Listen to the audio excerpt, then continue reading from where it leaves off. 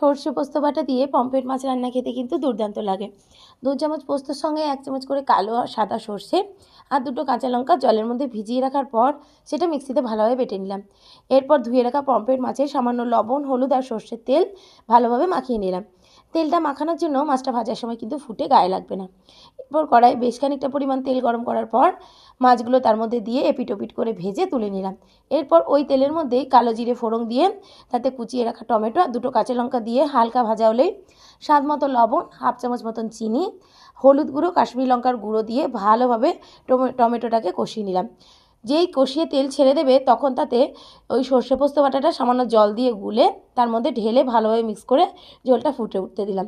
ঝোলটা ফুটে উঠলেই তাতে ভেজে রাখা পমফ্রেট মাছগুলো দিয়ে ভালোভাবে মিক্স করে আবারও 3-4 মিনিট মতন ফুটিয়ে নামানোর আগে ওপর থেকে ধনেপাতা কুচি আর সর্ষের তেল ছড়িয়ে দিলেই কিন্তু দুর্দান্ত এই পমফ্রেট মাছ রান্না রেডি।